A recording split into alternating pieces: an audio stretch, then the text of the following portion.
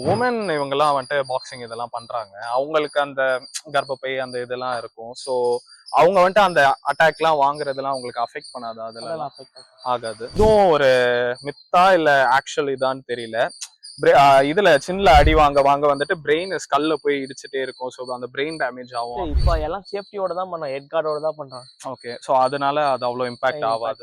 ஆமா, ஏன்னா சில பேர் இதுவும் பாசிட்டிவும் சொல்றாங்க. இப்போ சின்ன வயசுல இருந்து நீங்க இந்த மாதிரி காம்பேட் ஸ்போர்ட்ல இருந்தீங்கனாலே அந்த அவங்களோட போன் டென்சிட்டி பாத்தீங்கன்னா அந்த எக்ஸ்ரேல எல்லாம் பாத்தீங்கன்னா ஆக்சுவலா பெருசா இருக்குது நார்மல் பர்சனை விட கம்பேர் பண்ணா.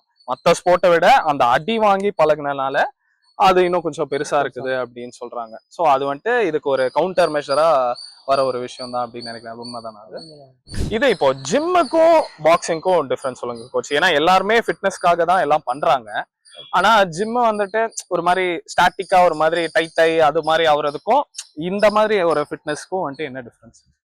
ஜிம் பண்ணீங்கன்னா நல்லா மஸ்குலரா இருப்பாங்க, பார்க்கும் போதே தெரிவாங்க. ஆமா. பட் இந்த மாதிரி ஸ்போர்ட்ஸ் இருந்தா அந்த மாதிரி தெரிய மாட்டாங்க. ஆமா. பட் நல்லா ஃபிட்டா இருப்பாங்க, ஃபிளெக்சிபிலிட்டியா இருப்பாங்க. Okay okay. ஆமா, அதான் அந்த ஜிம் எல்லாம் நிறைய பேர் பாத்தீங்கன்னா அப்படியே உடம்புல சோப் எல்லாம் கூட முதுகுக்கு போட முடியாத மாதிரி இருப்பாங்க.